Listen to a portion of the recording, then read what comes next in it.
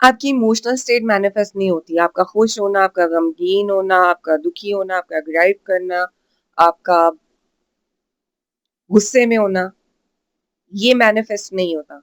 Emotional state manifest नहीं करती है आपके लिए किसी भी एक्सपीरियंस को।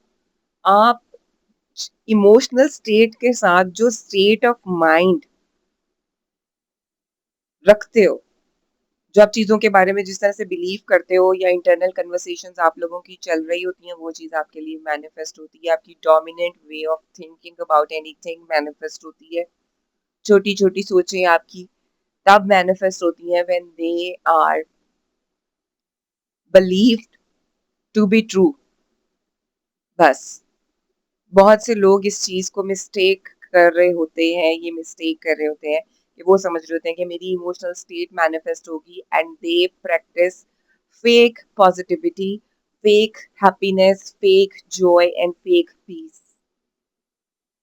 योर स्टेट ऑफ माइंड, आप किसी भी चीज़ के बारे में जो बिलीव करते हो, जो एज्यूम करते हो, वो डोमिनेटली यानी कि ज़्यादा गहराई से जिस चीज़ को सोचते हो वो चीज़ आपके लिए मैनिफेस्ट होती है। If you are new here, my name is Maria Arsalan and on this channel you can transform your disbelief into belief.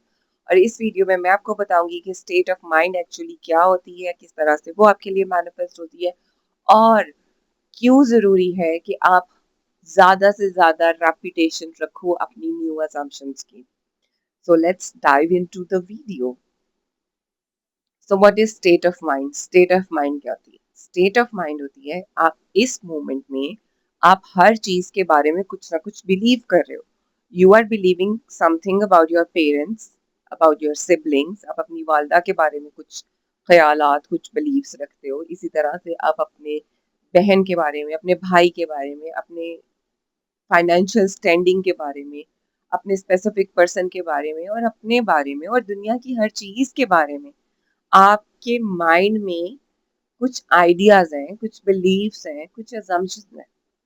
तो हर मोमेंट में you are existing as a person जिसकी हर मामले को लेकर एक स्टेट है, एक सोच है, एक सेट ऑफ बिलीव्स है, एक सेट ऑफ अजम्पशंस है।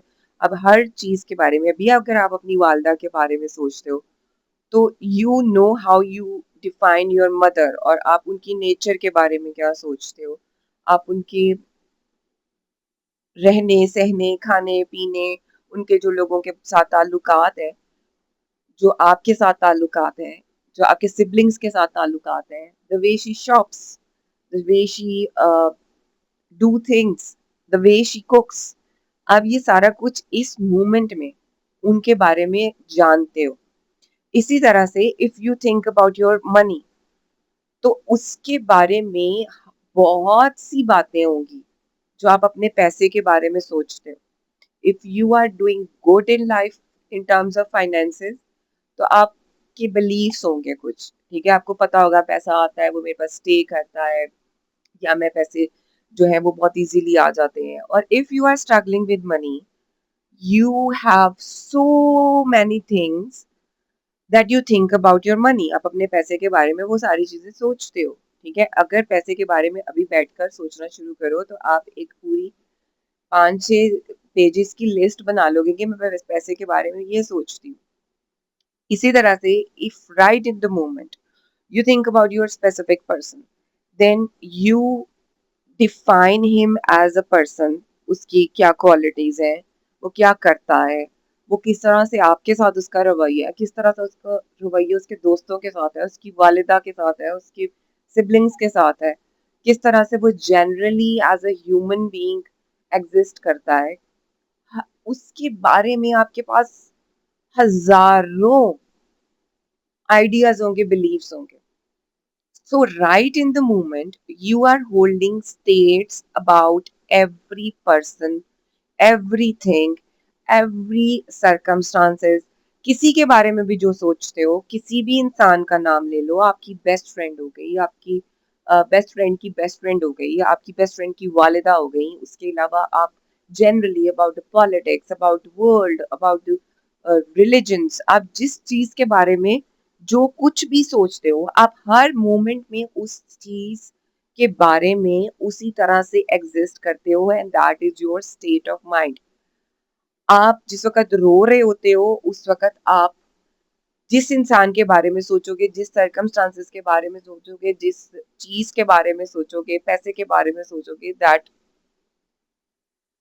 मतलब कि आप खुश हो और आप बिलीव करते हो that money does not come easily to me. पैसा मेरे पास आसानी से नहीं आता। हो आप खुश, लेकिन आप बिलीव कर रहे हो उसके बारे में, ठीक है? इसी तरह से यू आर शॉपिंग और आप पैसे लगा रहे हो और आप मज़े कर रहे हो, अय्याशी कर रहे हो, ठीक है? आप डिनर कर रहे हो। But deep inside you believe things about your specific person, ठीक है? इसी तरह से आप बड़े दुःख में बैठे हुए हो और आपको पता है कि मेरे जो दुःख है उसके अंदर भी अगर आप अपनी वालिदा के बारे में सोचते हो या किसी ऐसे बेस्ट फ्रेंड के बारे में सोचते हो जो हमेशा आपका साथ देता है, जो जो आपके लिए सिंपैथी रखता है, जो आपके लिए काइंडनेस रखता है, जो आपके लिए बहुत नाइस इंसान है, आपके उस दुख में भी आपने उसके बारे में ये स्टेट रखी हुई है। तो इमोशनल स्टेट वो स्टेट होती है जो हम लोग इमोशंस फील कर रहे होते हैं।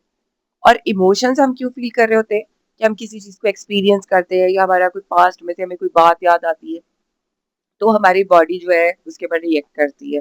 There is so much going on inside our body, ठीक है? हमारे हॉर्मोन्स चेंज होते हैं और like the emotional reaction to the circumstances और the thoughts is your emotional state. आपकी इमोशनल स्टेट है। तो आपकी इमोशनल स्टेट आपके लिए मैनिफेस्ट नहीं होती, इट्स अ रिएक्शन, ठीक है? आपका state of mind, thinking about, believing about, knowing about someone something is the state of mind. ये दो डिफरेंट चीजें हैं और हम अक्सर इन दोनों डिफरेंट चीजों को मिक्स कर देते हैं और हम लोग कहते हैं कि I was in a very good state and then I lost it and I started crying, मेरा मुझे डिप्रेशन हो रहा है, मुझे एंजाइटी हो रही है, एंड देन यू वेवर, और फिर आप लोग वेवर कर जाते हो और आप लोग जो आपको इमोशंस के साथ थॉट्स आ रही होती हैं आप उनके अंदर आपकी थॉट्स, ये बात बताती चलूँ कि थॉट्स पहले आती हैं और उसके बाद इमोशंस जो हैं वो ट्रिगर होते हैं। कभी भी इमोशन ट्रिगर पहले नहीं होता। Emotion is always a reaction of your thoughts. तो स्टेट ऑफ माइंड और state emotional are two different things. और आप की स्टेट ऑफ माइंड आपके लिए मैनिफेस्ट होती है। If you are grieving, if you are in pain, if you are crying और आपकी वालिदा या आपकी बेस्ट फ्रेंड या आपकी बड़ी बहन या आपकी छोटी बहन या आपका भाई कोई उस वक्त आपके साथ आके अगर हमदर्दी करता है, it is because you believe that these people are always there for me no matter what. तो हमारी रियलिटी में मैनिफेस्ट हमारी स्टेट ऑफ माइंड होती है, जो हम जिस चीज के बारे में सोचते हैं, गुमान करते हैं, यकीन करते हैं, जानते हैं, समझते हैं, बूझते हैं, वो मैनिफेस्ट होता है। किसी के बारे में हम बैठ के रो रहे हैं, हंस रहे हैं, दुख कर रहे हैं, वो मैनिफेस्ट नहीं होता है, ठीक है? Good emotional state can can थोड़ा सा स्पीड अप कर सकती है, क्योंकि जब हम इमोशनल गुड इमोशनल स्टेट में होते हैं तो हम लोग अच्छी अच्छी थॉट्स सोच रहे होते हैं, सब कुछ अच्छा अच्छा सोच रहे होते हैं, ठीक है? So it can like catalyze your manifestation but it is not the goal when you are manifesting। आप रो रहे हो लेकिन आपने अपनी स्टेट ऑफ माइंड मेंटेन की हुई है, तो you are going to manifest what you are thinking dominantly। जो आप ज्यादा सोच रहे होगे ना रोते वक्त भी, अगर आप अफर्म कर रहे हो तो फिर आपकी मैनिफेस्टेशन होनी है। आप खुश हो उस वक्त भी, उस वक्त आप दिल में किसी को गालियां निकाल रहे हो, खुश हो, ठीक है? लेकिन आप किसी के बारे में बुरा भला सोच रहे हो कि स्पेसिफिक पर्सन को तो मेरी कोई परवाह नहीं है, ये नहीं है, वो नहीं है, then it's going to manifest for you. तो आप लोगों ने इमोशनल स्टेट को देखते हुए, मद्देनजर रखते हुए अपनी स्टेट ऑफ माइंड लूज नहीं करनी होती है। अगर आप अपनी इमोशनल स्टेट को ये समझो कि इट्स जस्ट अ रिएक्शन और मैं इसको भी चेंज कर सकती हूँ by maintaining my state of mind. So you are dominating your emotional state and your mind and everything because you are in this world to dominate your nafs. आप अपने नफ्स को काबू करने के लिए इस दुनिया में हो, उसका विक्टिम बनने के लिए नहीं हो। अब आ जाते हैं कि रेपुटेशन क्यों जरूरी है। क्योंकि जब मैंने अगर एज्यूम किया है कि my specific person is in love with me, ठीक है, तो मैं एक new state of mind maintain कर रही हूँ इस पर्सन को लेकर के, जो कॉन्ट्राडिक्ट कर रही है मेरे प्रीवियस बिलीव्स के साथ, जिन बिलीव्स की वजह से मेरी रियलिटी जो थी वो मुझे ये शो करा रही थी कि my specific person is not very much in love with me. तो मैंने अब अपनी स्टेट चेंज की है उसको लेकर। मैंने एक न्यू अजम्पशन के ऊपर काम किया है, मैंने एक न्यू अजम्पशन अपने माइंड में इंस्टॉल करना शुरू की है, एंड आई एम अफर्मिंग, मैं अफर्म कर रही हूँ that my specific person is in love with me, he is obsessed with me, वो मेरे साथ रहना चाहता है, वो मुझे हमेशा चूज करता है। These are few things that I am now assuming after making my दुआ फर्स्ट। मैंने पहले अल्लाह से दुआ की कि या अल्लाह उसके दिल में मेरे लिए मोहब्बत जगा दे, और अब मैं उस दुआ के साथ अलाइन कर रही हूँ अपनी थॉट्स को, और मैं अपने आप को ये बात बता रही हूँ कि now he loves me, now he chooses me, वो मेरे साथ रहना चाहता है, वो मुझी से मोहब्बत करता है। अब मैं ये कर रही हूँ। अब हो सकता है कि मैंने जब ये रेपुटेशन करनी शुरू की है, ठीक है, अब मैंने कोशिश ये करनी है कि मैंने अपनी ये स्टेट हर मोमेंट पर यही रखनी है कि ही लव्स मी। मेरी कोशिश ये है। अब मेरे माइंड में थॉट्स आ रहे हैं, I am rejecting them and I am assuming. अब हो सकता है कि फ्लैशबैक्स आना शुरू हो जाए, ठीक है, मैं उन फ्लैशबैक्स को भी रिजेक्ट करके अपनी इस असम्पशन पे आ रही हूँ, I am repeating and repeating and repeating and repeating. और हो सकता है कि मेरे सर्कमस्टांसेस अभी तक वैसे नहीं है, लेकिन क्योंकि मैंने अपने आप को उस पोजीशन पे रखना है मेंटली जहाँ पे ही loves me in my 4D 4 dimensional world imagination, जहाँ पे मैं ये यकीन करना चाह रही हूँ कि ही लव्स मी, मैं जो मर्जी सर्कमस्टांसेस में हो रहा है और मुझे अगर उसका कोई हरकत देखकर रोना आ जाता है तो आई विल बी क्राइंग। मैं अपने इमोशंस को सप्रेस नहीं करूंगी, दबाऊंगी नहीं कि नहीं नहीं I am so happy and this and that. I will still be affirming. मैं अपनी स्टेट ऑफ माइंड को कंटिन्यू रखूंगी और मैं अपने आप को रोने भी दूंगी। I will allow myself to cry it out. और जब मैं रो रही होंगी तब भी मैं ये अफर्म कर रही हूँ। अगर वो मुझे मेरे सामने खड़ा होकर ये कह रहा होगा कि I just don't want to live with you, I will still be, मैं फिर भी अपने आप को यही बता रही होंगी कि ये मुझसे प्यार करता है। मैं किसी भी चीज का विक्टिम नहीं बनूंगी, मैं ना अपने सर्कमस्टांसेस का विक्टिम बनूंगी, ना मैं अपने स्पेसिफिक पर्सन का विक्टिम बनूंगी, ना मैं अपने इमोशंस का विक्टिम बनूंगी।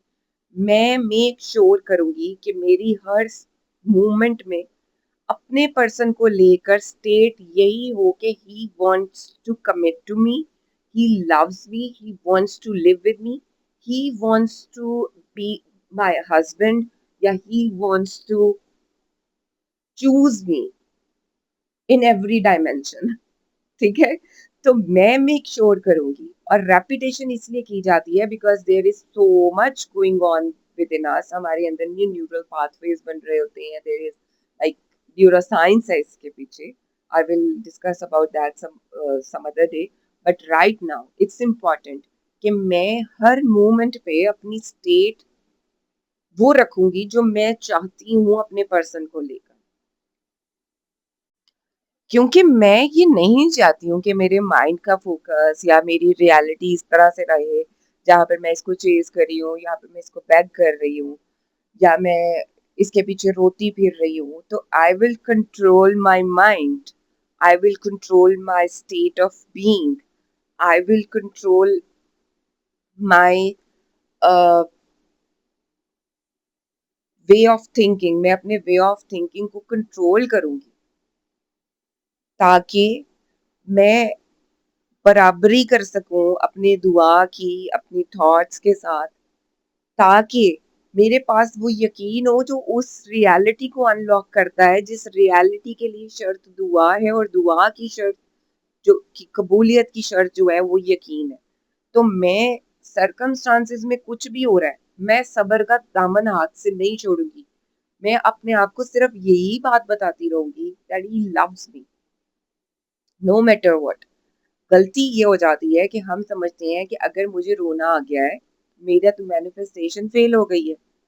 मेरे तो मैं तो अपने ऊपर वो नहीं कर सकी control. Emotions are there to protect you, as your beliefs are there to protect you. But since हमने अपने नफ्स से फाइट नहीं करनी है, हमने अपने नफ्स को इजाजत देनी है to freely flow through the circumstances.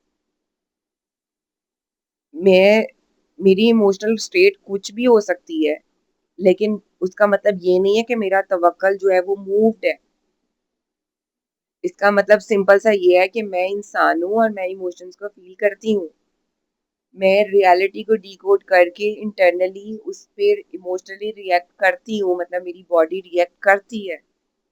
मेरे इमोशंस ने मेरे लिए मैनिफेस्ट नहीं होना है, मेरी स्टेट ऑफ माइंड ने। मैं जो अपने पर्सन के बारे में सोचती रहूंगी through the tough circumstances, that is going to manifest for me. My emotions are just there to protect me. That's it.